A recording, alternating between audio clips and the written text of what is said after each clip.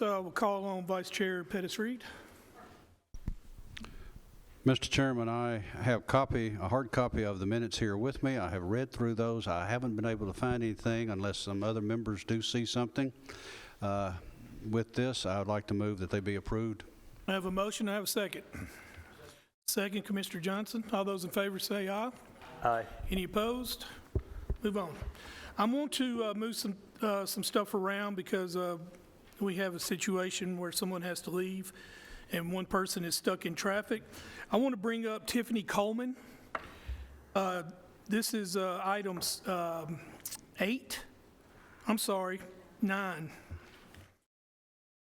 Ms. Coleman, I understand that you had to go, and I appreciate you coming. You don't mind, tell us a little bit about yourself and the position that you are going to be confirmed on. Currently, I am a deputy court clerk with Smyrna. I've been there in that position for almost 6 months. Prior to that, I was a police officer for 6 years, with the last 4 years being with the town of Smyrna as well. My education background is a Bachelor of Science degree in forensic science. Any questions? Thank you, Ms. Coleman. We have a motion to approve Judicial Commissioner Tiffany Coleman. Do I have a motion? So moved. Mr. Commissioner Beverly, do I have a second? Second, Commissioner Cush. All those in favor say aye. Aye. All those opposed? Let's move on. We need to fill one vacancy for retiring member, term to end July 1st, 2024. Gentlemen, we have 3 applicants. They are Charles Knight, Mike Curtis, and Thomas Rowe.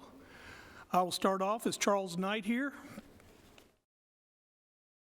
Is Mike Curtis here? Would you like to speak, Mr. Curtis? Yes, sir.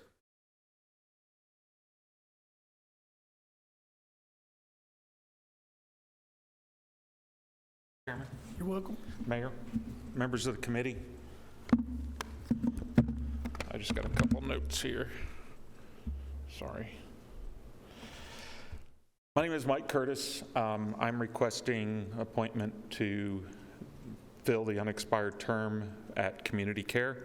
I'm a 40-plus year resident of Rutherford County. I'm a graduate of MTSU. I've worked 15 years as a volunteer firefighter, rising to the rank of deputy chief, and as an EMT in Rutherford County for a convalescent service and for Bedford County EMS for 8 years.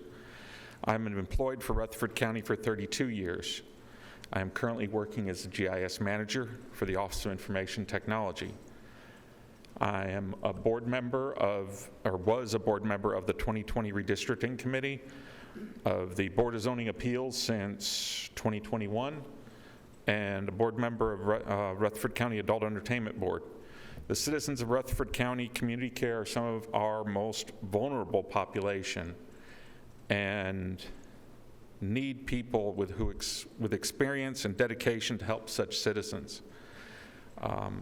This includes funding, staff to care for them, and a facility to keep them housed. I believe I have those qualifications to help with those things, and I have proven that over the last 2 years on 4 different occasions by volunteering to carry staff to and from the facility in inclement weather, using my off-road vehicle, and perform that without any compensation, because I felt it was so important that they have the staffing there to take care of those staff. So not only do I have qualifications for this position, I've also demonstrated the willingness to help out. And so I would ask that you vote for me in this position. Thank you. Are there any questions? Thank you, Mr. Curtis. Is Thomas Rowe here? Mr. Rowe, would you like to come up?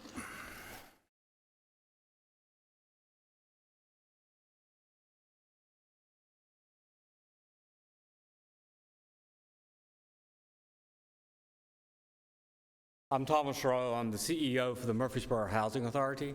I have been in Murfreesboro for 9 years.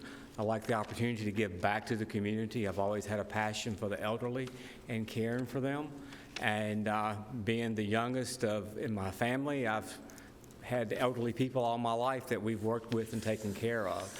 I think the nursing homes, as the gentleman mentioned, they are the vulnerable, and we need to make sure that we have representation that we can take care of them, and that's what I'd like to be able to offer. I have a bachelor's degree in accounting, to give you a little information, and I've been in housing for 40 years. Any questions? Thank you, sir. All right, Commissioners, we're voting for one. The three are Charles Knight, Mike Curtis, and Thomas Rowe.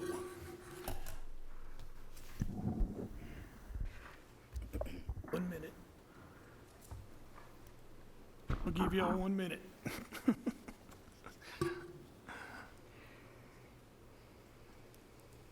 All right, let's go. Commissioner Cush, I'm going to go with Mike Curtis. Curtis, Commissioner Beverly, Curtis. Curtis, Commissioner McAdoo, Roll. Rowe, Commissioner Rather, Thomas Rowe. Commissioner Johnson, Mike Curtis. Curtis, Commissioner Reed, Thomas Rowe. Rowe, Chairman Harris. Rowe. 4-3, Rowe. All right, Mike, if you want to come to the meeting on Thursday, a commissioner can still nominate you on the floor. Mr. Rowe, you got the steering's recommendation, and we will be, full commission will vote on you on Thursday. All right. Thanks, guys. I appreciate that. That's why they pay me the big bucks. All right, we need to fill one vacancy for Code Enforcement and Adjustments and Appeals Board.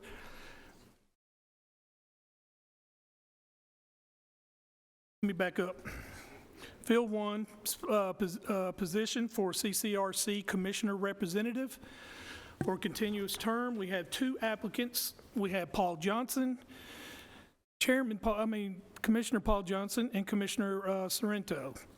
Gentlemen, I will give you an opportunity to speak. Commissioner Johnson, I'd like you to go first.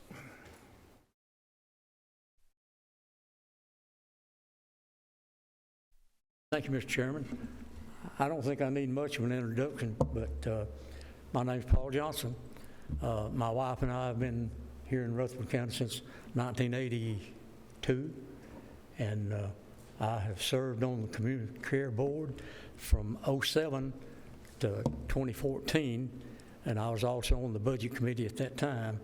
And I'm very familiar with the workings of the community care, and our senior citizens are some of our greatest assets, and they're very dear to my heart, and I would appreciate any consideration you would give me. Any questions? Thank you, Commissioner. Commissioner Sorrento, would you like to speak?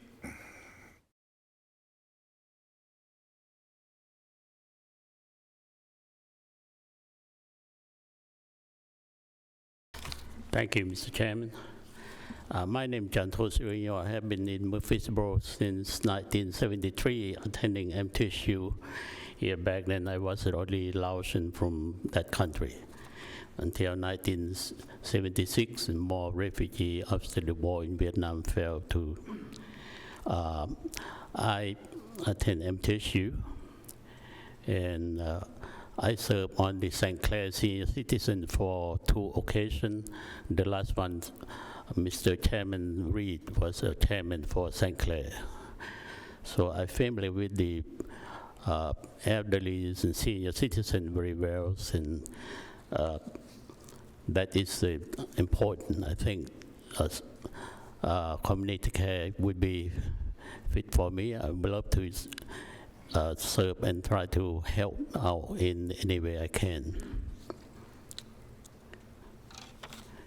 That is my question. Thank you. Any questions? All right, thank you.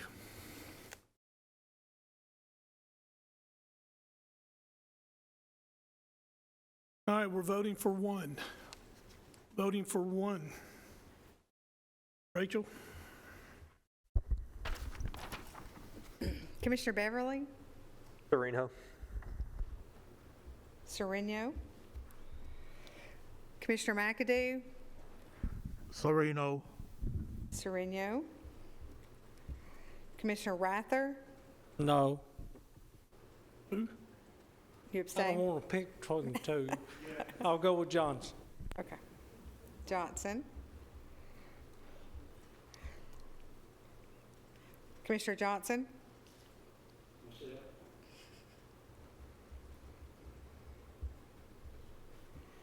Johnson. Commissioner Cush?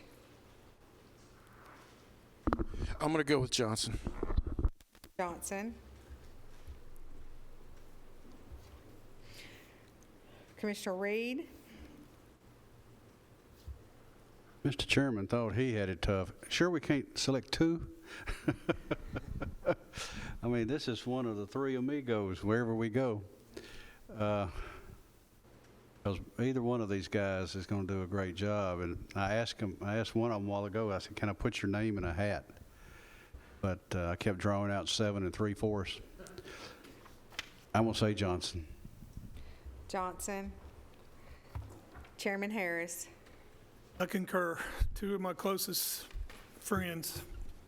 I'm going to go with Johnson. Johnson, 5-2. All right, Commissioner Johnson. Thank you, Commissioner Sereno. All right, let's move on. We need to fill one spot for Codes Enforcement Adjustments and Appeals Board. We have one applicant, Royce Johnson. Would you like to speak, Mr. Johnson?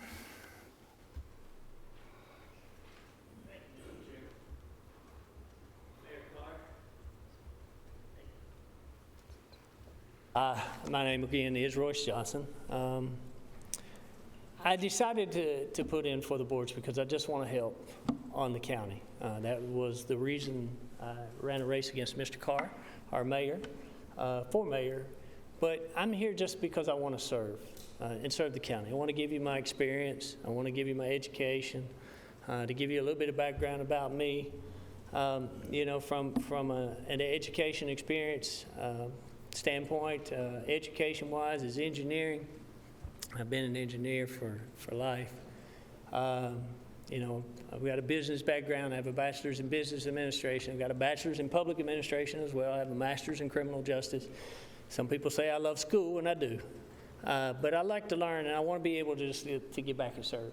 I'll serve anywhere you guys want me to serve, in any position. But I feel like I can help with my background in business and my background as a person and in the community. So I would appreciate the opportunity to just get on board and serve you guys any way I can, serve the county. And thank you for your time. Thank you. Is there any questions? Mayor? Yes, sir. I don't have a question, but I just want to say that during the campaign, Mr. Johnson ran a very credible and positive campaign, and I'm glad to see that you put your hat in the ring to serve, and I wish you the best of luck, and I'm glad you're willing to serve. Thank you, sir. Thank you very much. All right, we have one applicant. It is Mr. Johnson. We need to vote to confirm with a recommendation to go before the full commission. Do I have a motion? I have a motion by Commissioner Johnson. Do I have a second? Second. Second, Commissioner Beverly. Go ahead, Rachel. I do, yep. Commissioner McAdoo? Pardon? No, so all it is yeah.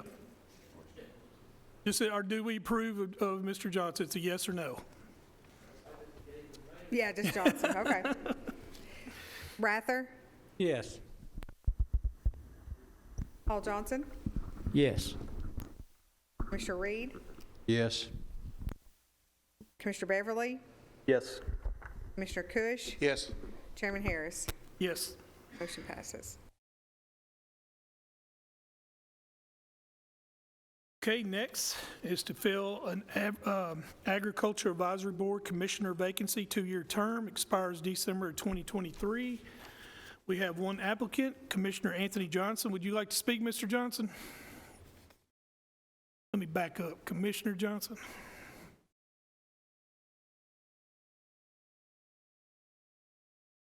Thank you, Mr. Chairman. Always.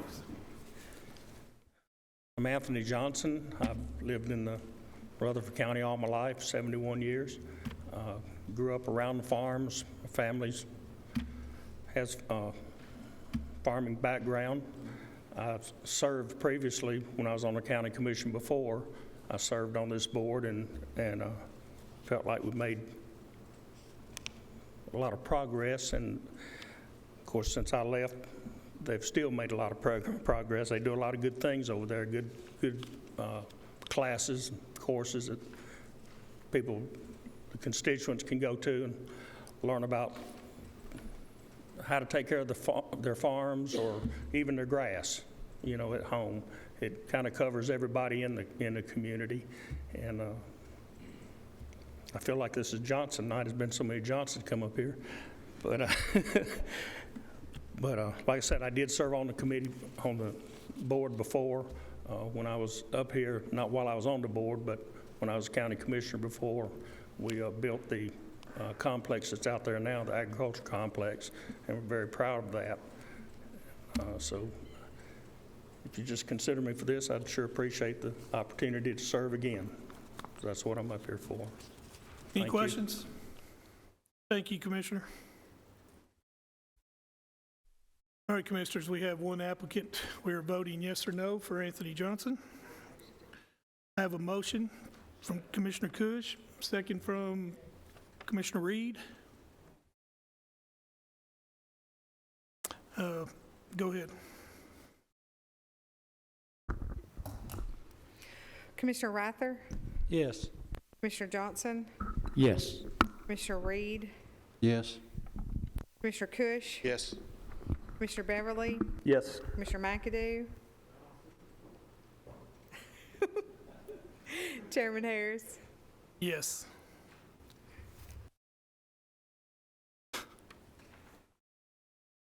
All right.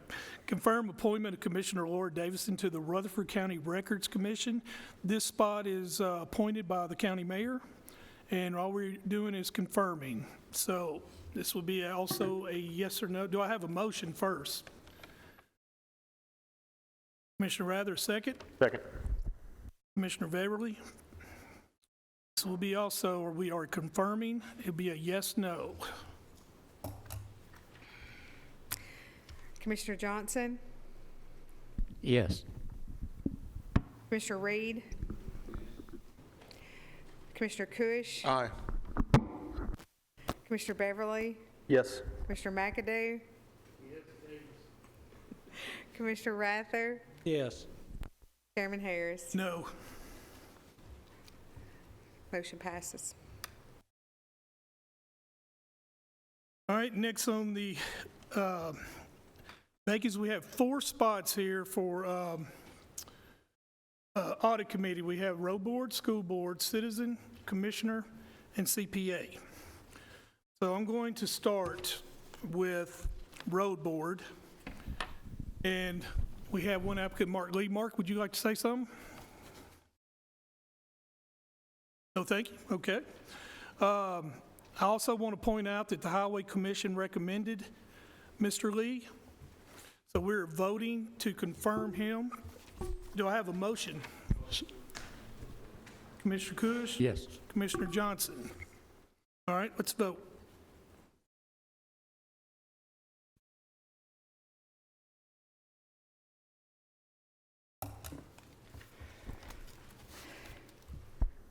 Commissioner Reed, Yes. Commissioner Cush. Commissioner Beverly, Yes. Commissioner McAdoo. Thank you. Commissioner Rather, Yes. Commissioner Johnson, Yes. Chairman Harris. Absolutely. Motion passes. You know the drill, Mark. All right, next is confirm recommendation of Claire Maxwell as school board representative. 2-year term expires September 24. She was voted by the school board as the representative, so we are confirming Ms. Maxwell. Do I have a motion? So moved. Do I have a second? Second. Second. Commissioner Beverly? Go ahead.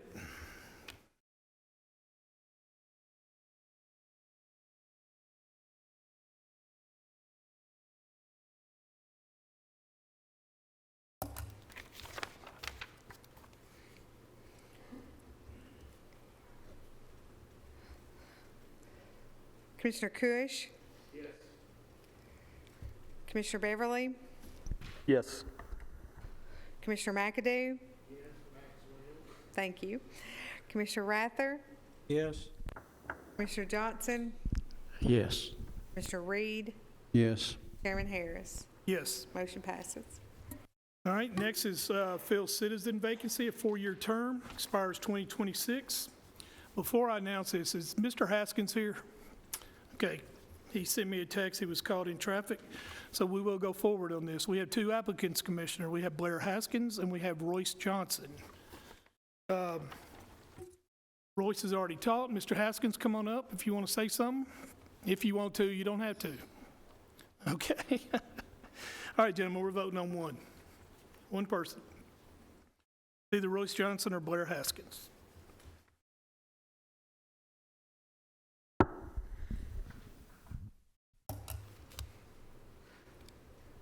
Commissioner Beverly, Haskins. Haskins.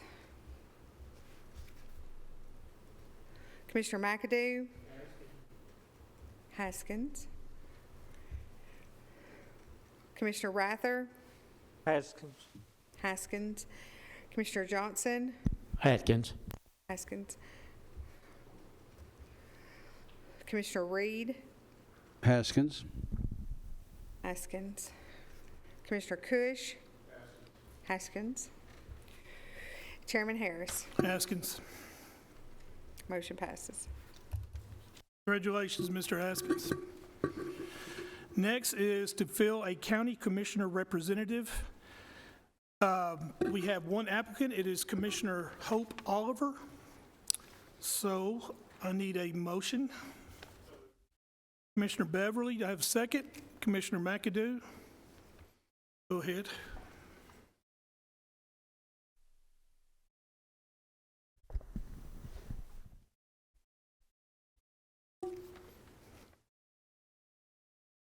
Yes. Oliver. Yes. Yes. Yes. Yes. All right, next, fill CPA vacancy on the Audit Committee, a 4-year term, expires September 2026. We have one applicant, Suzanne Vandiver. Is she here? Ms. Vandiver, would you like to come up? Yeah, I guess not. We would all like to know who you are, but that's fine. Please come.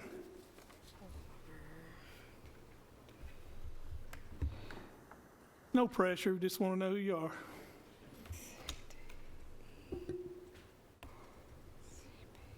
Thank you. Hello, I'm Suzanne Vandiver, and I'm a longtime resident of Rutherford County, I think a little over 40 years. I have worked as a CPA with a local accounting firm for a little over 39 years, Job Hastings and Associates. And Michael Smith reached out to me for this position, and I'm interested in it. I see it as a way to use my experience to give back to this community. Thank you. Thank you. Any questions? Thank you. All right, Commissioners, we're voting. I need a motion to approve, Kush, second? Reed? All right, go ahead. Commissioner McAdoo? Commissioner Johnson? Yes. Commissioner Reed? Yes. Commissioner Cush? Yes. Commissioner Beverly? Yes. Commissioner Rather? Yes. Chairman Harris? Motion passes. All right, I want to announce one county commissioner vacancy on the audit committee. Please have your applications turned in, commissioners, 1 week before this next meeting. All right, next on our agenda is our HR report. Ms. Stephenson.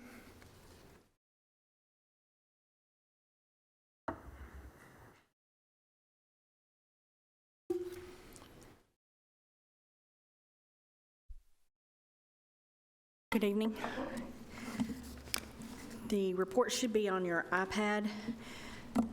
On this, I've listed out, I thought it might be of interest to you to see what it looks like versus last year. So I did put in 2021's information year-to-date versus 2022 and the September's.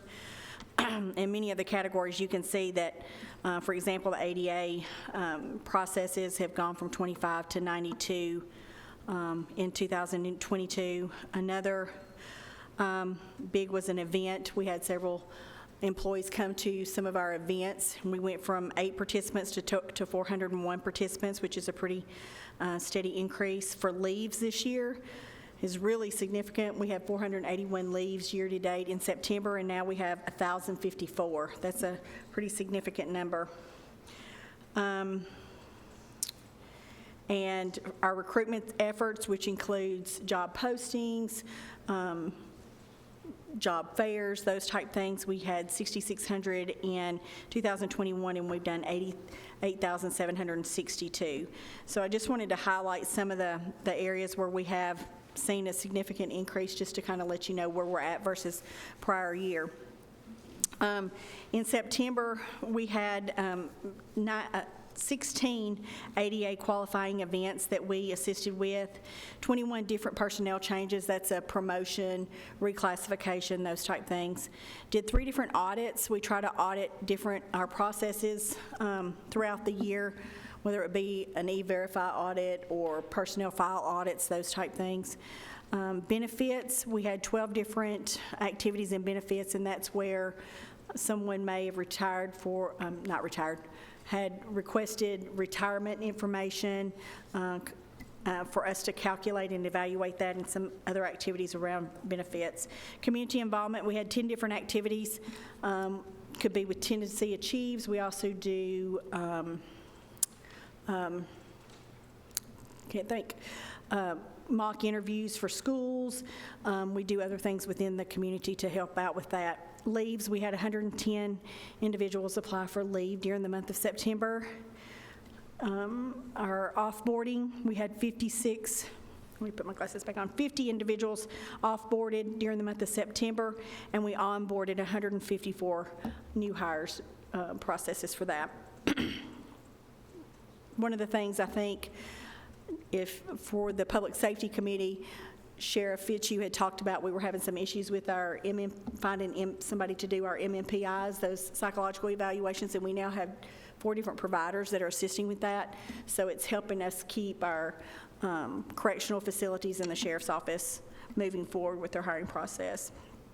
I had 5 different promotions, and that doesn't mean employee promotions. That means promotions with people in the community wanting to offer their services or offer special programs to our employees. Reports and surveys, we have 411. That could be anything from open records request to other reports such as verification, employment, and those type things. 128 testing. Those would be our MMPIs and other tests. 46 Title VI, those are individuals who need assistance in the courtroom setting with an interpreter. We had 46 of those requests this month. And 240 training opportunities. We actually did a CPR training class for the month of September. We had 6 different sessions, and we trained 63 of our employees on CPR, the AED, And there was one other, I can't think what the other section of it was called, but to make sure that anybody who wanted those training classes could have those. So that's the extent of my report. Are there any questions? Commissioner Cush? Thank you, Chair. Sonya, give me an example of events.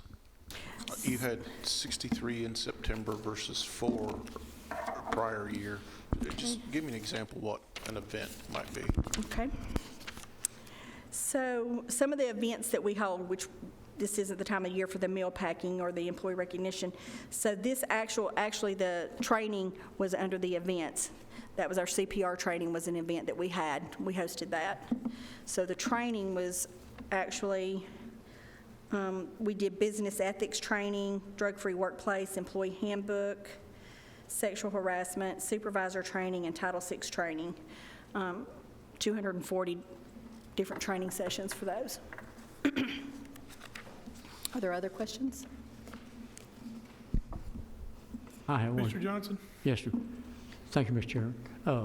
Sonia, on the offboarding turnover of 50, is that including retirees and all, or just people that's leaving for another job? So the offboarding for September would include resignations and separations and, yes, retirements. So some of those are retirees. Is that slowed a little bit? It has. We're averaging 2 a month, 2 or 3 a month. So usually the biggest months for retirement is June and December, because most people are wanting to retire. Under TCRS, you have to be retired a full fiscal year in order to get a cost of living increase. So people will try to retire by June 30th in order to be eligible for a cost of living increase the next year. So. Thank you very much. Motion to approve the report, Mr. Chairman. I have a motion. I got a second. Commissioner Rather, all those in favor say aye. Aye. All those opposed? Thank you. Thank you. Next on our list, gentlemen, is litigation. You have a list on your iPad. I would like, is there any questions on this? Okay, I have 2. Page 3. Mr. Christensen, I want to talk about Tina Mullins, number 4. Yes, Chairman. That is a case that the estate of a deceased person has brought a civil rights claim. It was an unfortunate circumstance involving a police having to use defense at a scene of an accident, and it was an officer shooting that resulted in the individual dying, and so it's a very unfortunate circumstance. That nonetheless, the county does deny all liability in that case, and there have been a number of depositions, and discovery remains ongoing in that case. So have we got to depositions yet on this? We are, yes, we're Has there in the been any midst. motions filed? Not yet, no. So the deadline for what are called dispositive motions for summary judgment, that has not passed yet, and there's still a few depositions that need to be taken in the matter, but we will be gearing up and filing those motions, and hopefully we'll be successful. There are some factual circumstances in the case that may prove difficult for us to get past the summary judgment stage or to end the case at that stage, but we will put up every defense that we can. Good. Thank you. Any questions? All right, thank you, Nick. Let's move on. Next on our list is Chief of Staff discussion. I'm going to say a couple things, and then I'm going to let the mayor introduce him. This is a very important position, and Chief of Staffs usually work closely with the mayor, and at times are liaisons between the commission and the mayor's office. I would like to say that the gentleman that has been recommended is, I find him very qualified. I find him to be a very good man, and I felt that I wanted him to come here before all of us at the steering committee is very important, and with our recommendation with the full commission, I think it's something that he deserves and needs. Mayor, I'm going to let you introduce him. Go ahead. Thank you, Mr. Chairman. I appreciate that. And the chairman is correct. This is a very important position, and one that quite honestly, as much as the mayor's office can, should try to remove politics from the selection process. And so with Ms. Stephenson's help, we had over 16 applicants, 2 of whom were extremely well qualified, meeting all of the qualifications that we asked for initially. And so through I think, a pretty rigorous process, as much as can be devoid of politics, we look for merit, we look for work ethic, we'll work for longevity in the community, and quite honestly, Mr. Chairman, we look for a willingness to serve, because ultimately that's what this is. It's service. And so, members of the steering committee, I'm proud to introduce Eric Hennessy. Eric, if you'll come forward, and I submit his name for your approval, and I'm sure he would be more than glad to answer any of your questions, and I would indeed encourage you to do so. Thank you. Eric, go ahead. Well, just a little bit about myself. I've lived here in Rutherford County since I was in the 1st grade. I attended Riverdale High School. I graduated from Lipscomb University with a degree in biology and psychology, and then went on to study at the University of Memphis, getting a law degree in 2006. For approximately 14 years, I practiced law at a prestigious firm here in Murfreesboro, and then right before COVID happened in 2020, I had the opportunity to go work for the town of Smyrna, and for the last 2.5 years, I have worked there as an attorney with that town, having responsibility for several different departments, which meant that any issues that came up for those departments, I was the go-to, that being the police department, the parks department, the utilities department, just to name a few. And so that's a little bit about me. If you have any specific questions, I'll be more than happy to answer them. Questions? Thank you. I have none. Thank you, Eric. All right, gentlemen, vote of, to confirm. I need a motion. So moved. Commissioner Beverly, second, Kush. All right, go right ahead. Commissioner Reed, Yes. Commissioner Cush, Yes. Commissioner Beverly, Yes. Commissioner McAdoo, Commissioner Rather, Yes. Commissioner Johnson, Yes. Chairman Harris. Yes. Motion passes. Yes, sir. With the steering's recommendation. Next on the list is committee meeting schedule discussion. The chairman of the commission has asked me to bring this up, and I'm going to let him have the floor. Thank you, Chairman Harris. This has been discussed at some length outside of the commission. It was maybe some contention as it related to making changes or dictating changes, and let me just kind of back up and say that's not the case at all. There are some in the community that have kind of complained because our agenda comes out a day or 2, 3 at the most, before the county commission meetings, and with all of the opportunities that are presented on that agenda, the agenda has become extremely lengthy over the last few years, and commissioners, especially our new commissioners, have somewhat complained that there's not enough time to absorb the information on the agendas. To make a change in the way the agendas come out before a commission meeting would probably require a change in the way we meet or our meetings are scheduled. There's an example that you kind of have in front of you, and just an example, okay? And that's all it is. I'm not asking for a change. I'm recommending that we take a look at a different schedule to see and discuss the pros and cons of that. What I'd like to happen is for this committee to take something like this under advisement, bring it back up next month, and kind of list the pros and the cons of making a schedule change. And from that perspective, if there is a decision to make a change in the schedule, to maybe move on it in November or December, and maybe not make it until the first of the year. And once again, if I could have your indulgence for a few minutes, looking at the sheet of paper that you have in front of you, steering meets on the first Monday. That would be really no change. The Public Works meets on the first Tuesday, and that would really be no change either. From there, there's some significant changes.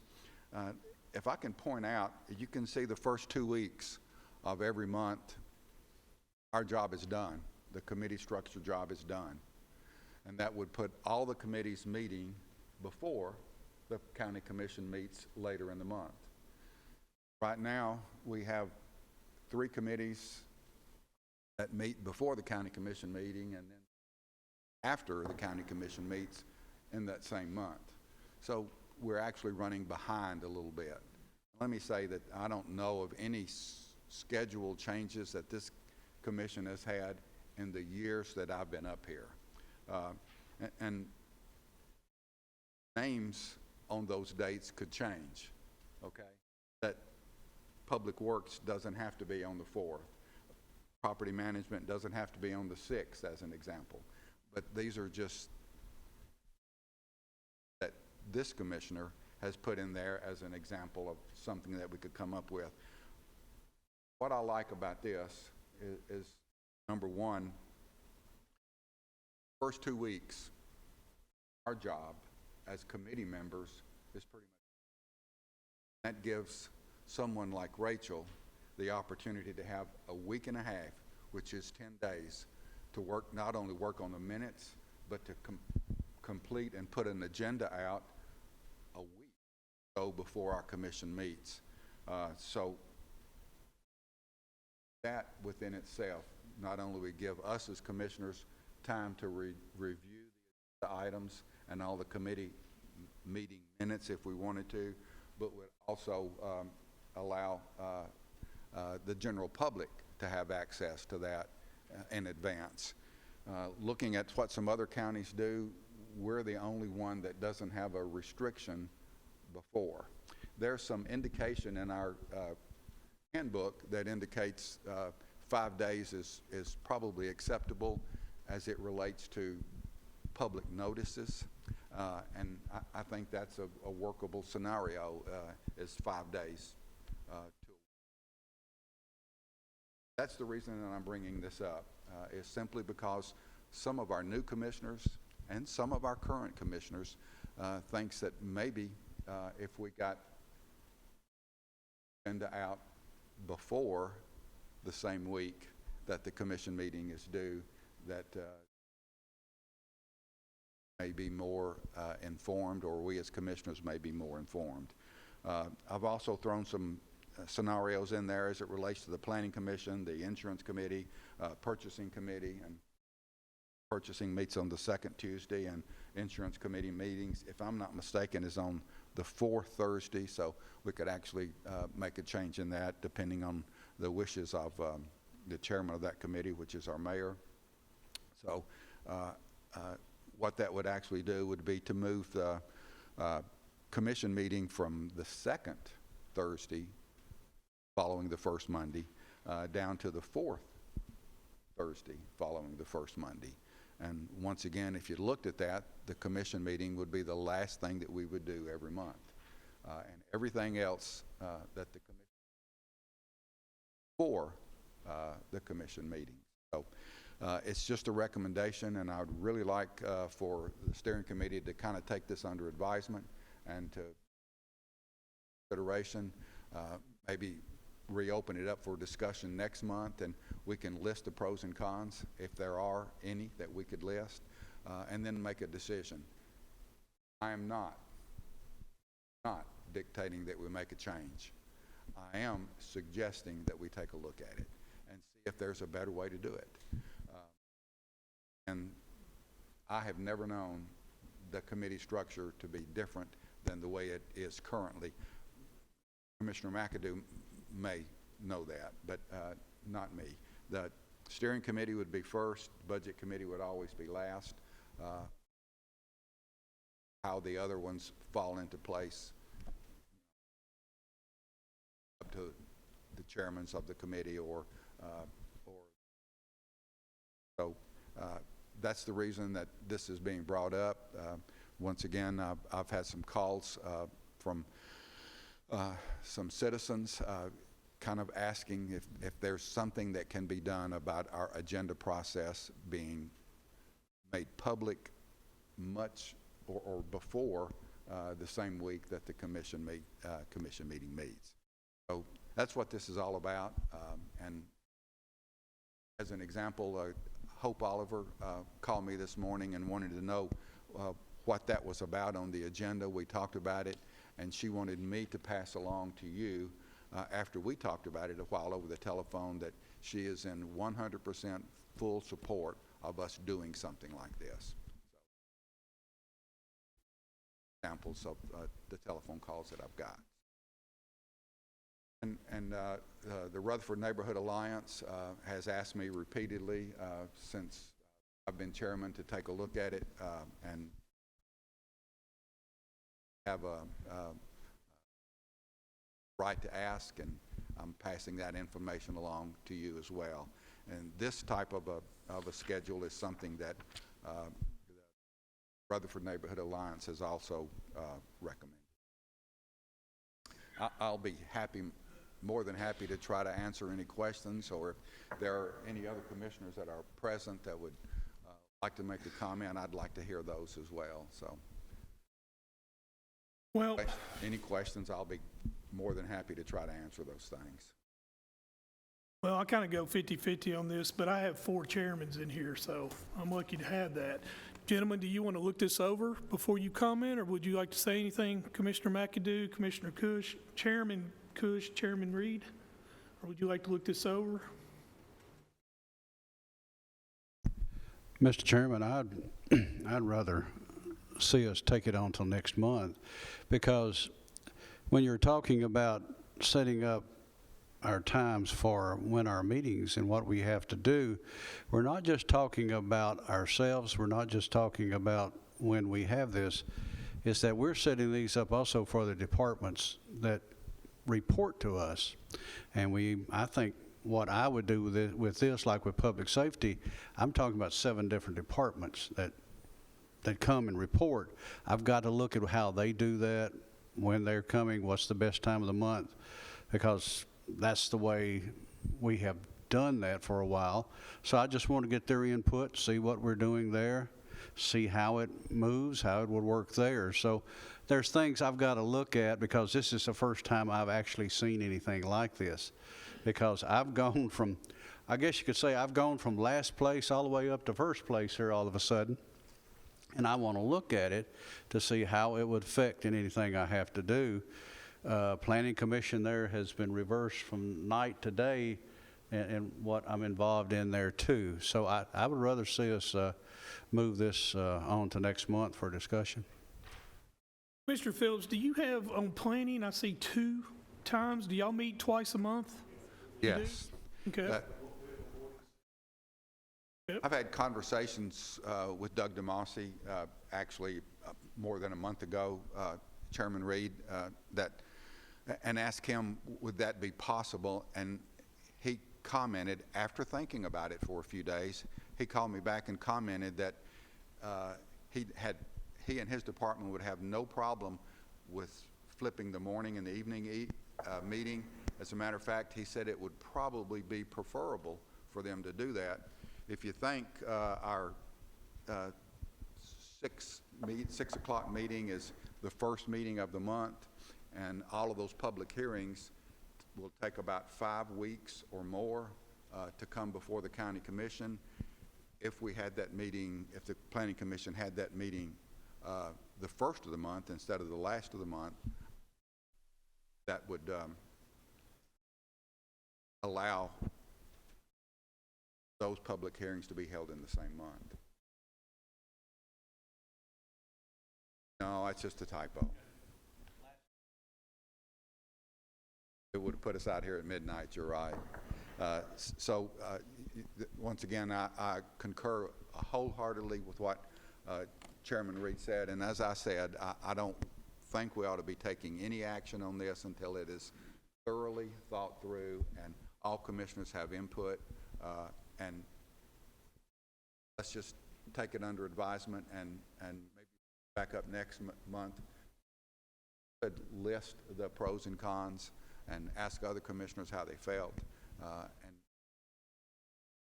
And we've been meeting like we have for years, so there's no hurry in doing this. A classic example is meet Thursday night. The agenda will not come out until tomorrow, the day before the commission meeting. Problematic. Some commissioners I mean, the only thing I see on here that concerns me, Jeff, Mr. Chairman, is on budget, is you know that once we get to the budget process, we meet a lot of times, and a lot of these could interfere with our meetings. Because budget usually meets, Rachel, is it 3 or 4 times a week? At least, you know, but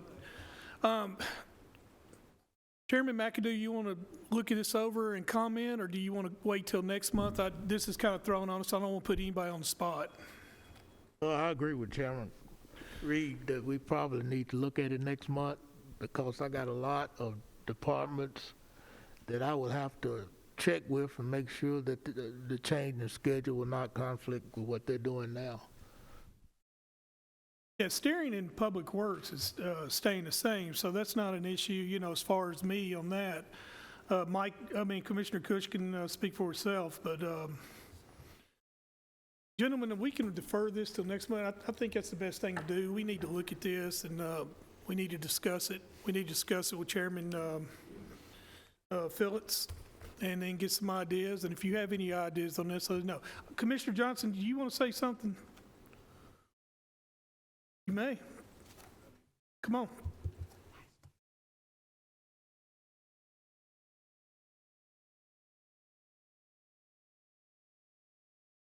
Go ahead.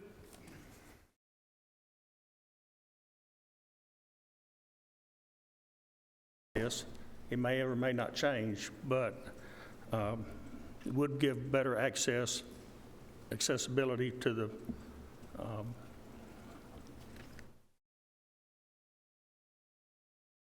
lost the word. Yes, to the public. They could look over anything they're interested in and come up and have time to present something if they need to, whatever. We do have concerned citizens, and we are short on time a lot of times to let them have their word. Office staff would have more time to prepare. Just a thought, I thought maybe, I know some people don't like them, but maybe set up an ad hoc committee to look at this, consisting of maybe the chairpersons and the mayor. Let all the chairpersons get with their departments instead of putting it off another month. Let the chairpersons get with their departments, hash things out, and get the ideas, and then bring them back next month. As far as the ad hoc come back to this committee, just a thought. Thank you.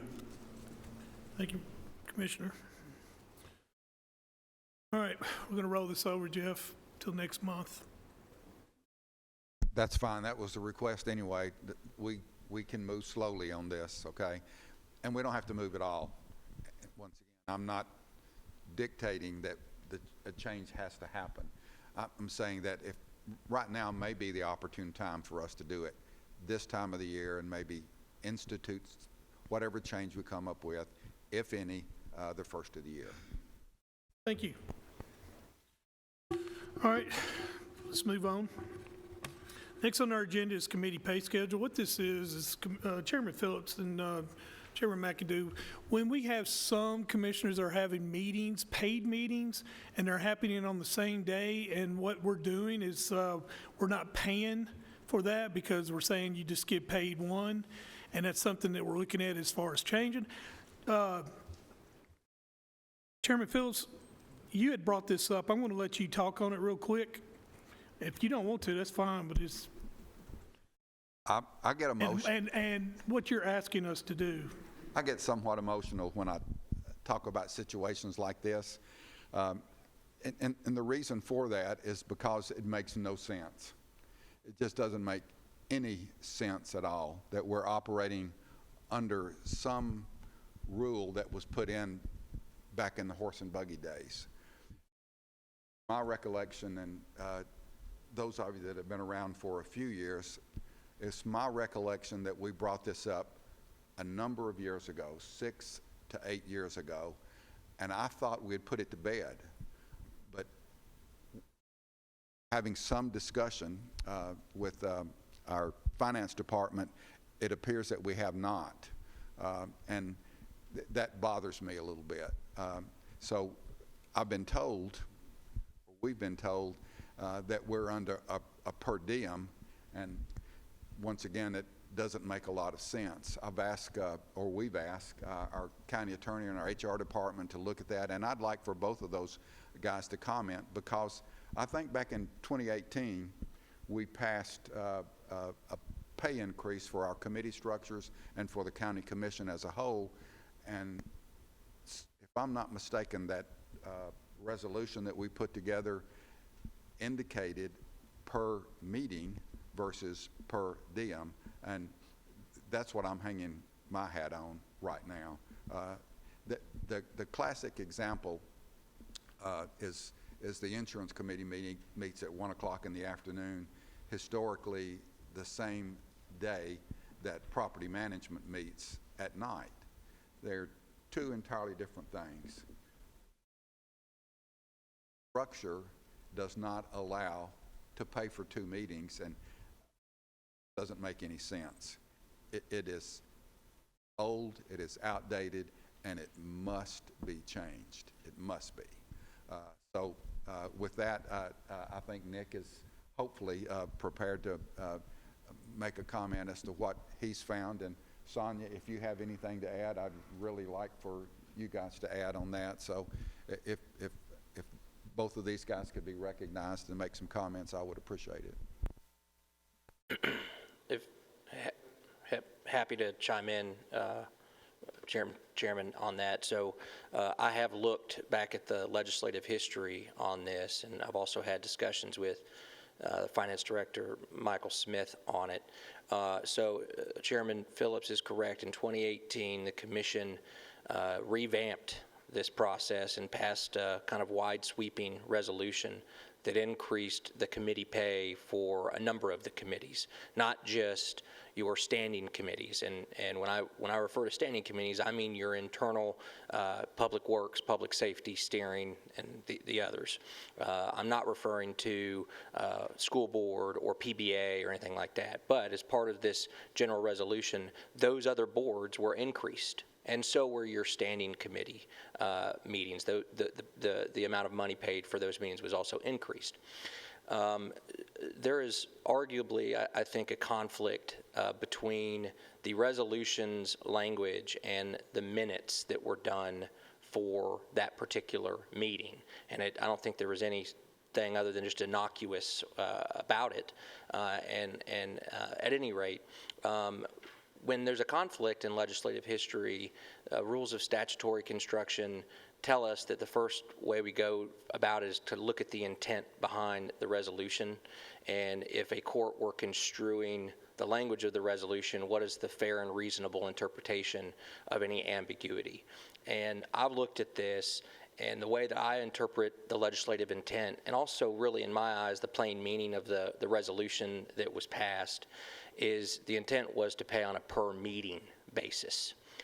So for the example that Chairman Phillips gave, if there's a risk management committee meeting that meets at 1 o'clock and they're supposed to be paid $150, and 4 hours later there's a property management committee meeting and they're supposed to be paid $250, then if there is a person that is on both of those committees and attends both of those meetings, they would get paid $400. I think that the way I review it, that was the intent. Now, for whatever implementing reason or innocuous reason that wasn't being done subsequent to that, I don't know, and I'm sure it's nothing more than just innocuous on it. But moving forward, if this is something that Finance Department really wants to get clarification on, then a possible suggestion could be that there be a clarifying resolution as to the legislative intent that was done in 2018, so that Finance Department in their internal control and their audits can feel comfortable that they have express language here for the per meeting.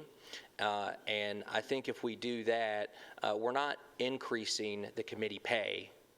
We've already done that in 2018. It just wasn't being done that way, even though that the resolution and the local regulation that was passed said that that's what was supposed to be done.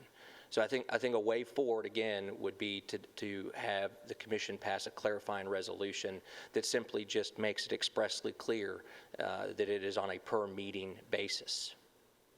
So we're looking at a clarifying resolution to vote on, and that would be sent to budget because it's dealing with money?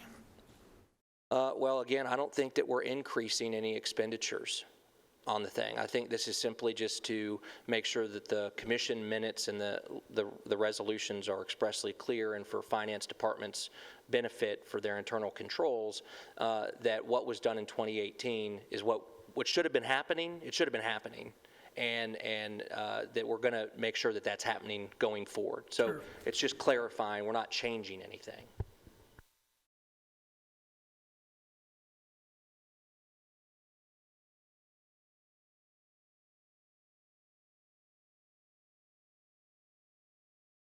So Nick and I agree on all of that except for one thing.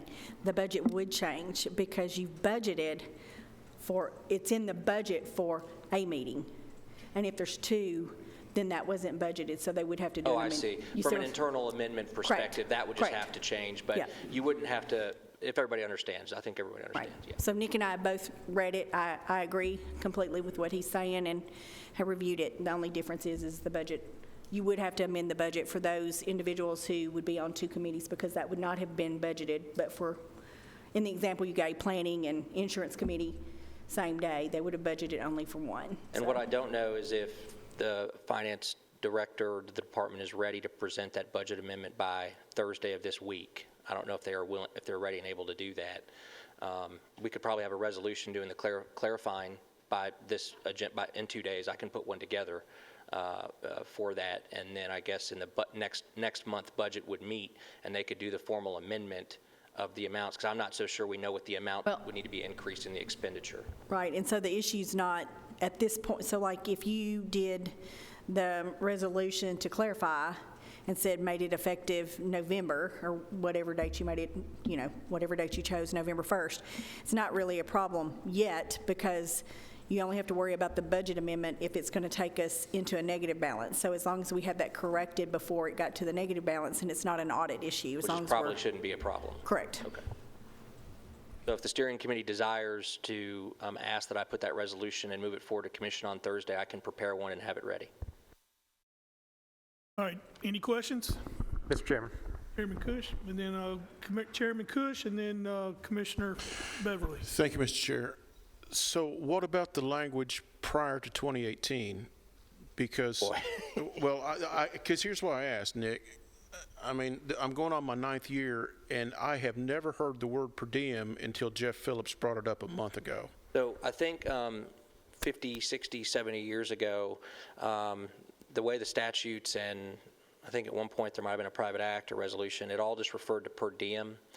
And over the years, I think that there was a conflation between per diem and per meeting. And maybe, I don't know how that and when that started, okay? I haven't gone that far back, but I did see that there was an interchangeability of those. And we all know that that's not, they don't mean the same thing. And I will say that older legislation, state law, referred to per diems for county commission meetings. Because a county commission meeting can last, I mean, back in the day, if you look at some of the quarterly court minutes, it was, I mean, we've done some long sessions, but you're talking about like all day and then maybe recess and come back the next morning type of thing. And so the idea was a per diem, i.e. a per session, that is when the county commission's in session. And I think that over the years, it somehow got, that per diem somehow got applied to this idea of per diem for meetings, but it doesn't make sense to me, because if you're in a meeting, that's a session of that meeting. And if you're on multiple committees that meet on the same day, you're in multiple different separate sessions of different meetings. And so it just doesn't make sense to me that there would be a per diem that would be applicable to different committee meetings. Part two of this question is, to our knowledge, and when Jeff brought this up last month, does this only pertain to one individual at this point? I'm not sure of that. Are multiple people involved? It could be. Okay. That are currently on the commission? Yes. According to Not necessarily. It could be more than that. I'm not going to answer that question simply because of the way some people have been paid. Have been paid for 2 meetings in a day, and some have not. That is part of the problem that I have, and I don't want to answer that question because I don't want those people who are being paid for 2 meetings a day to be reduced. Well, but on the flip side, if some people that have attended 2 meetings in one day that have only been paid for 1, I think we owe them a check. You might want to wait for your finance director to get back here and talk to him about it. Correct the situation than to try to figure all that stuff out right now. Okay. If we can take it one step at a time, we can figure that out. But there could be right now more than one person that would affect. And if you look at a potential schedule change, it could affect a lot more than one person going forward. That would be the idea. It's just to clear up what was originally intended and passed in 2018. Mr. Beverly? I just want to clarify a comment I made on the last steering committee meeting. To the general public, we're not trying to change the compensation structure in any way. This is just clarifying something that we had done in 2018. And Commissioner Reed, or Chairman Reed would be a prime example if we looked at this new schedule. A planning commission meeting in the morning and then a public safety meeting at night. That's a good bit of time. And compensating him accordingly, or any other commissioner, would be in the best interest. I just want the general public to know we are not changing anything in the middle of a term. This is just, we are providing some clarification to something that was done in 2018 and making sure that it's following the intent of that act. Is that correct, Mr. Christensen? Yes. I just wanted to clarify my comment from last meeting more than anything. And Mr. Chairman, do you need a motion for that resolution? I do. I'd like to make a motion for that resolution. Second. Commissioner Rather, second. Roll call.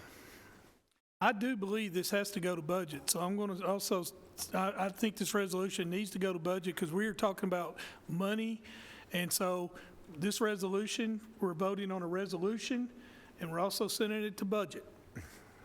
Mr. Chairman, may I get clarification? So then, do we want to have this presented at the county commission meeting in 2 days, or do you want to roll this over until next month so that it can go through budget first and then the commission? I think you can accomplish what you're suggesting by allowing this resolution to go to county commission on Thursday and then allow the budget committee to do whatever budget amendments they need to do when they meet in a few weeks. I think you can accomplish what you're trying to do in that regard. Sounds good to me. Right. All right, we got a motion, we got a second. Any discussion? Good? Go ahead, Rachel. Commissioner McAdoo? Commissioner Rather? Yes. Commissioner Johnson? Yes. Commissioner Reed? Yes. Commissioner Cush? Yes. Commissioner Beverly? Yes. Chairman Harris? Yes.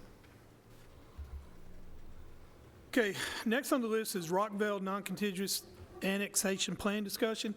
We're going to, we're not going to discuss this. We have gotten some information, actually lack of information. I want to make sure that I bring everything together. And we're going to probably bring this back up next month. So I have been debating,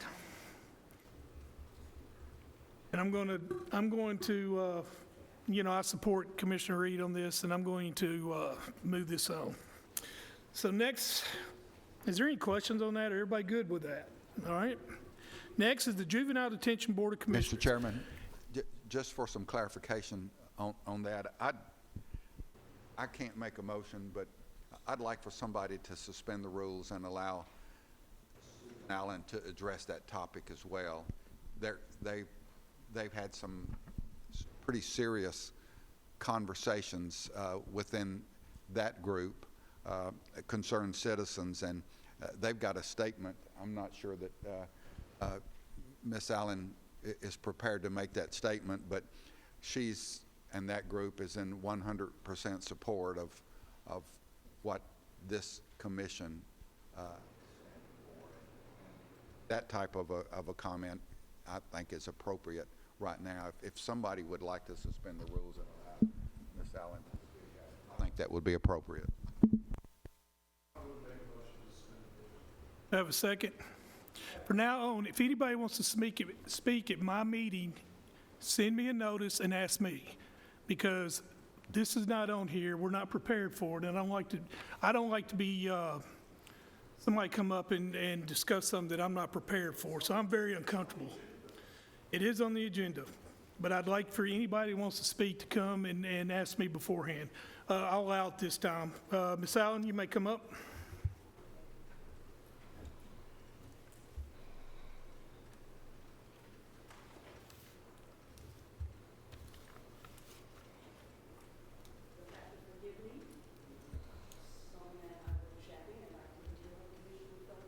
Am I speaking about, Jeff?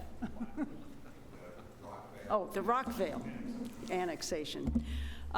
Yes, a group of people from Rockvale did come to an RNA meeting a couple weeks ago asking for our help and input and, you know, to know how to negotiate with the commission. And basically, what we see is that the non-contiguous annexation can be a real problem, especially for commissioners whose districts are in the unincorporated county. Because if the city is allowed to do this without that interlocal agreement, they can do it anywhere. So we just want, got some notes. Okay. Oh, this is the letter I sent to Mayor Carr and the commissioners. Why don't I just read it? Okay, we have concerns about the non-contiguous annexation that it appears is happening in Rockvale. The City Council voted to go ahead with their plan to annex this part of the county, despite the lack of a required interlocal agreement and 1,200 signatures on a petition against it. They have decided to interpret the county's not voting on the issue as either apathy or consent and move forward without it. It is possible they will have a second reading vote, and I don't know if it might be this week. That time frame changed because of the fact that a lot of people weren't in town last week. The non-contiguous annexation is not on the 2035 plan and sets a dangerous precedent for the city to annex land at will without county input. This development will add more students to already full Rockvale schools, proposed changes to school roads that could cost the county $1.4 million. Road changes to the area could cost the county even more and are not in TDOT's plan at this point. The county would still be providing emergency services to the development as well. Along with this land would not be eligible for the volume of houses that are being planned and will change the nature of and quality of life in the neighborhood. And we're asking you to please stop this before it goes ahead without county input. Thank you. Like I said, this matter has a lot to discuss. All right? I want to make sure before I bring it before you gentlemen that I have every I dotted and every T crossed. It is a very complicated situation. And that's one of the things that I want to make sure, and when we come back next month, I want everybody involved, Chairman Kudz, Chairman Reed, Mayor, me, and I want us to discuss this because the only thing that concerns me about this is that the city attorney kind of ambiguously made a statement to where a lack of a second in our session meant that it's okay for us to go forward, and that's not true at all. That's not true at all. So we have a lot of things we got to discuss with this. I don't want to go into it because I'm not prepared, and y'all know that I will not allow anything to discuss if I'm not prepared. So, Dick, did you want to say something? I was just going to echo that, Chairman, and I did watch that video, and I understand that the city and the county are in discussions about this. I mean, that from a legal perspective, I've been having conversations with Mr. Tucker, the city attorney, and just to reiterate, from a legal position, that what occurred at the Public Works meeting on August 2nd, 2022, when this was brought up, there wasn't a motion either way made to approve or deny this thing. And so in that regard, I think that it's probably not a fair position to suggest that by doing that the county has in some way indicated that an interlocal agreement is not necessary or that we've consented to what they're trying to do. So I don't think that that's the case. Just echoing what you said, Chairman. And I also believe, Mayor, if I'm not correct, please correct me, but we have moved the second reading of this to November. I've been informed that the city has moved this second reading on the rezoning portion to middle of November. I don't know of the date yet, so there's still some time to figure out what's going to happen on this. Thank you. Any more questions? All right, let's move on. First thing I got to do is call us back in session. Next on the agenda is Juvenile Detention Board of Commissioners discussion. We need to talk about this because I went to this meeting and I thought we had talked about this and we need to discuss adding 2 more people to this board. I think it's very important for us to do that. It's up for discussion. Also, we need to clarify some language. First thing is, it says in the resolution that we had to meet at the Juvenile Detention Center. I think that's something we need to consider changing because if you had went to that meeting, you couldn't get in there because there was no room for anybody. So 7 people filled the whole room up, and this is a very, very important committee, and people want to see this, and a lot of people are watching us on this, so I want to get that right. Yeah. In addition, Mr. Chairman, and that is exactly correct, because of the nature of this particular board, the public has a vested interest in what takes place on these particular meetings, and so it's extremely difficult to televise these meetings live. We can record them, but it's impossible to televise them live and record them, and it is important, I think, that they be recorded and televised live if at all possible. Sure. And I think the things that I'm discussing here, it's going to be in a private act. We had to change the private act, which can't go in effect until February. That's when they meet again concerning private acts. I'm here to discuss 3 things actually. Number one, I just told you about is moving the meeting to here to the courthouse so that we have more access and more people can come see it. The second thing that I want to do is I want, and I don't think I needed necessarily a private act on this, but Mayor Carr is the chairman of this committee, and I would love for you to come to the steering committee once a month, every month that we meet, and let us know what's going on in that committee. And if you're okay with that, we can put it on the agenda as a report. No objection. Okay? I think we need 2 people. I really do. I don't think we have enough people, and I think we got some qualified people out there. And I was impressed with the meeting. I was impressed how it was ran. I was impressed with the questions. The number one thing when I started this is I wanted accountability and transparency, and I seen it there. It's a tough crowd, and I think that's something that we're all, and I want to tell everyone, Mayor Carr, and all the people that are on this board, we are looking to move forward. We're looking to move forward and not backwards and all that. So that I want to let them know that too. And I hope, Mayor Carr, that you steer them in that direction as well. But I do want to discuss adding 2 more people. Is there anybody that wants to talk about that?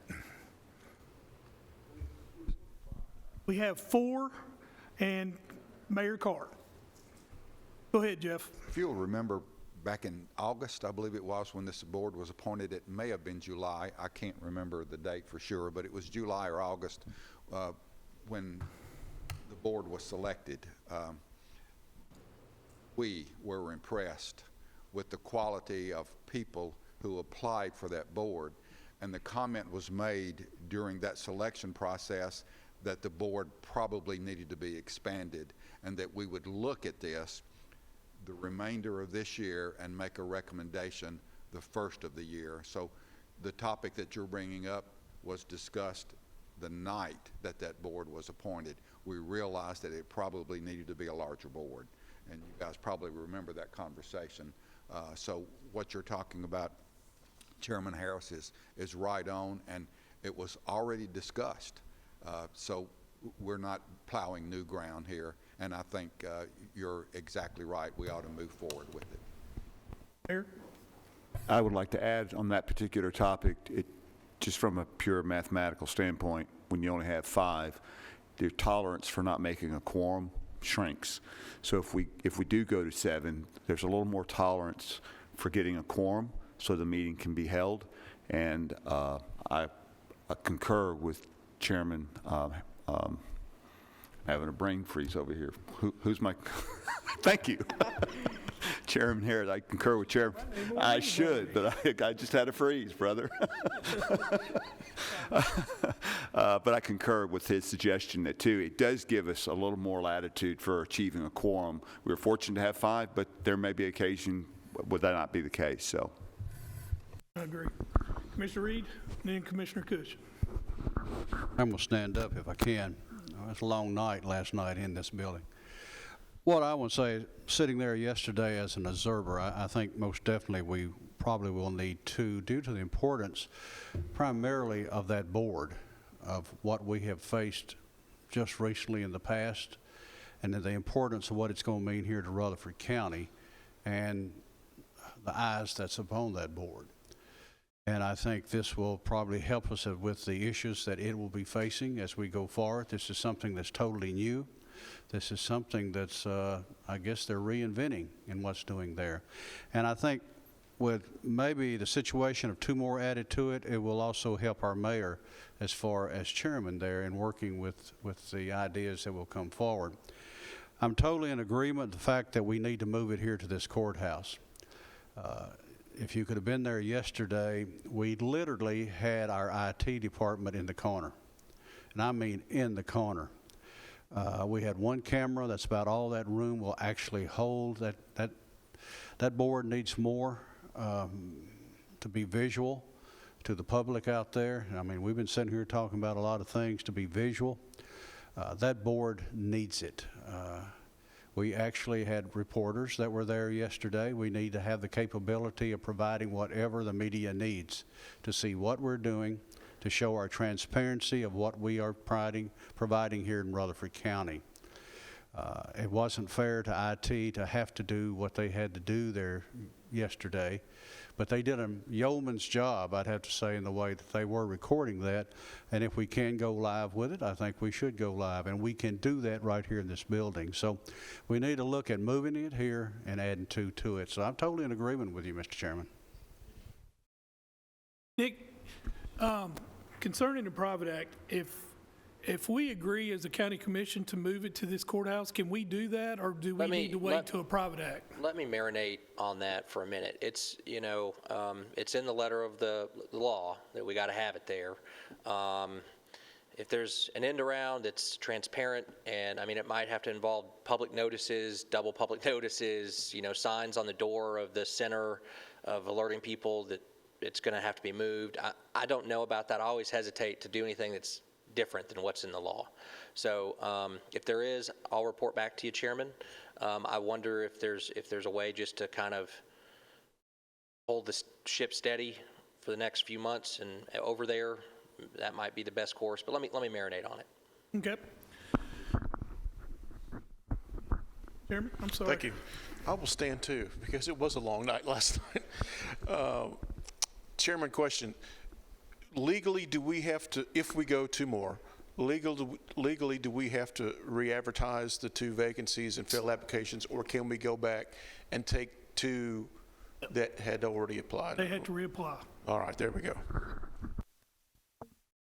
Anyway, the third thing that I want to discuss is I want to change some language to where we have given the board the authority to hire and fire the director. I would like to see that it has to be approved by the county commission. So that's something we need to discuss on that. I'm not taking anything away from the board, but I think something that we're dealing here, it's something that I want us to discuss, is putting that language in there. Now, all this stuff, if we decide to do anything, it has to go through a private act. So we're looking at, February to March before we could even, act on this or even take a vote on it. And I believe it's got to be a 2/3 vote. Yeah. Twice. Well, it would be, generally I think it's a majority vote twice to get it up there, and then it's got to come back down here once it passes. It has to be ratified by a 2/3 vote. Yes, sir. Okay. Is there any questions on that? Go ahead. To clarify your third point, you're basically what you want is the board is constituted to make a recommendation, and then it would be the county commission's ultimate decision that would accept or reject that recommendation with regard to the director's position. Is that correct? Yeah, Mayor, it is. Okay. And, I would love to have your opinion on that, because I just feel like legally, since this county is going to be on the, whatever happens, it could be a possible lawsuit. You're aware of that. And I'm just wondering if the county commission, this is a discussion. I'm throwing this out here because I want to see if we can do that. And I don't have an opinion yet. I just want to make sure I understood what you were advocating at this point. Okay. Sonya?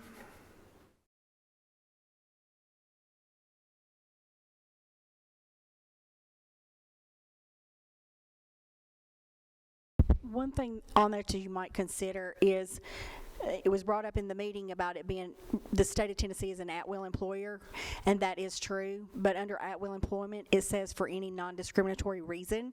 So when you say you can release anybody with or without cause, that to me is concerning from an HR perspective, because at-will does say that you can separate for any reason that's non-discriminatory. So the private act says with or without cause, but I think that's implied in it. You can't terminate somebody for a discriminatory reason. I mean, that's the law. So if we want to add that in there, we can. But I mean, for me, from a legal perspective, you can't fire people or not promote people or not hire people for a discriminatory reason. That's kind of just the baseline. Sure. Think about it.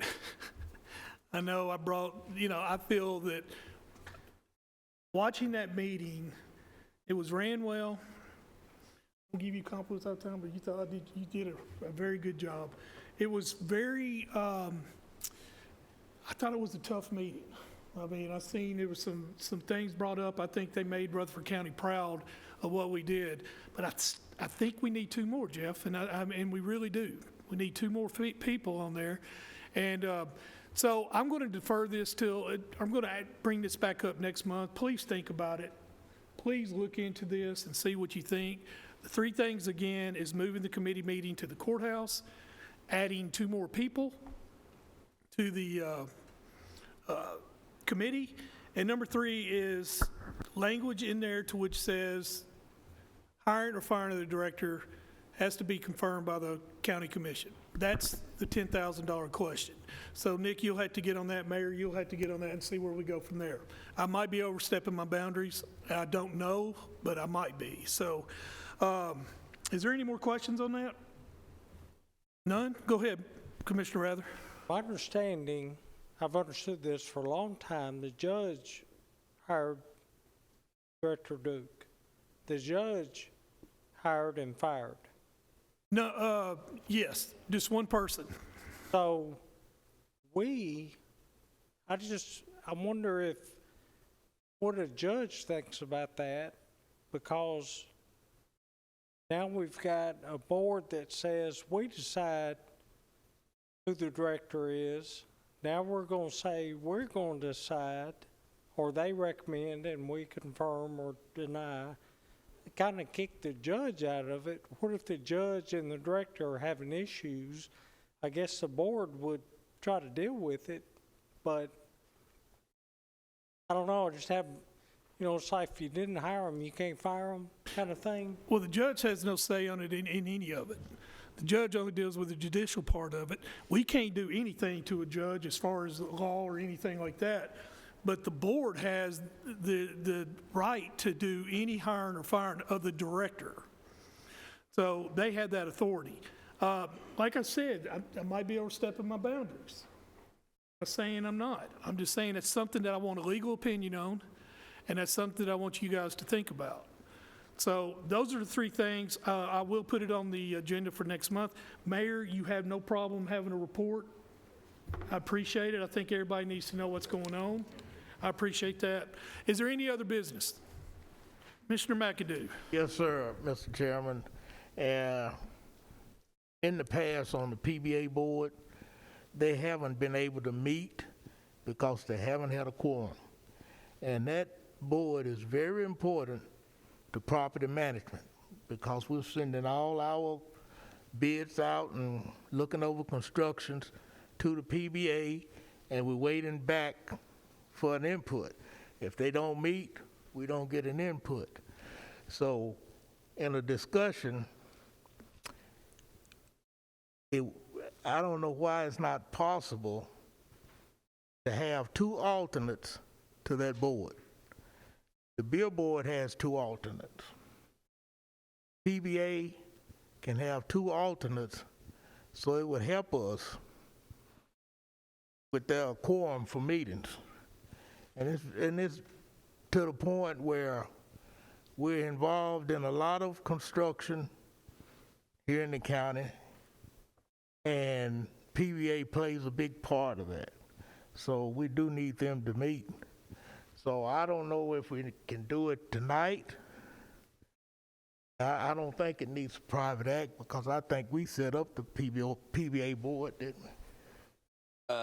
I would ask for you to ask me to let me look at it and report back to you next month, because I also want to confer with the PBA's counsel, Brick Murphy, on the deal.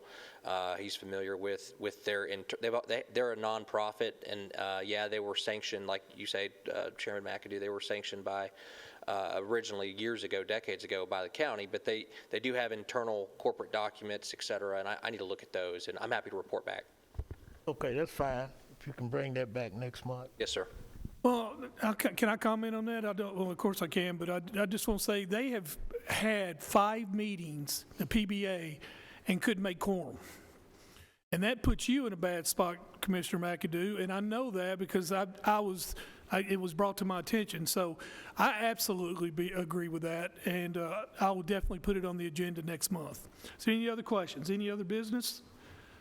I believe we have an opioid meeting at 9 o'clock in the morning. That's on my calendar. Is that correct? Mm-hmm. Here in this room? Yes. And one other thing, the Community Care Board, what's that meeting schedule? What are the dates that meets? First Thursday of every month. First Thursday of every month. And last night at the Planning Commission meeting, there was one public hearing that lasted well over 2 hours. If that same thing happened at the County Commission meeting, and back in August, I believe it did, we had several items that came up that took a while for us to get through. I'd like for us, and once again,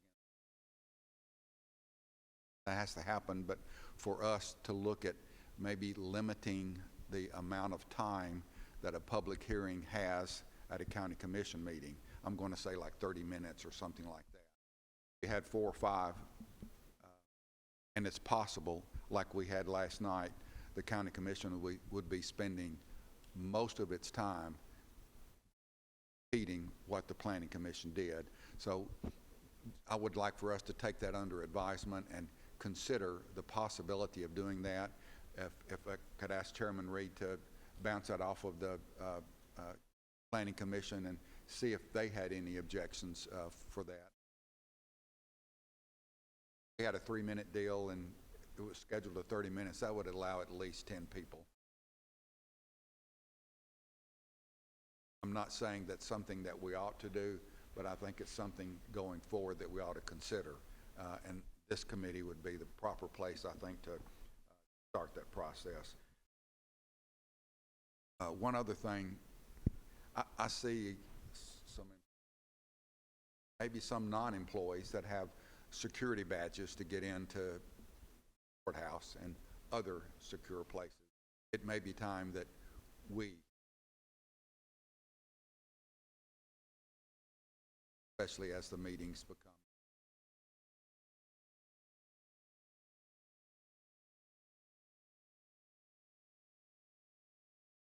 maybe time that we start looking at a pocket badge or something. Us as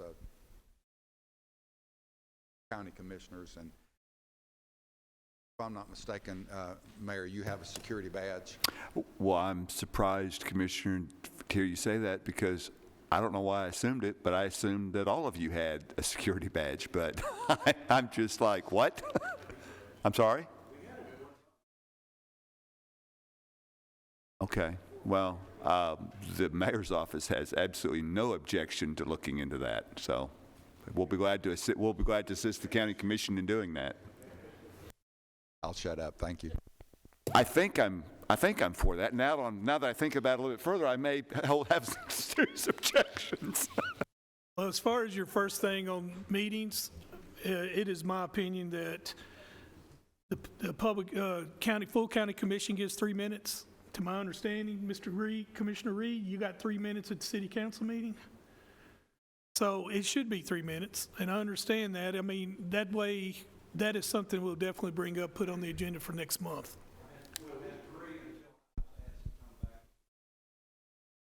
Well, if you're asked to come back, you speak all you want. I mean, we get to 3, but we had 40 people last night. So it turned into 2.5 hours just on one project. So, and at some point in time, they all start to talk about the same thing. So if the fors and the against could get together and pool their discussion, and 1 or 2 people talk for 20 minutes, then, it would be a nice way to get to the point. I'm curious how to do that, but I agree. But I am curious how to do that. Is there any other business? All right. Thank you, gentlemen.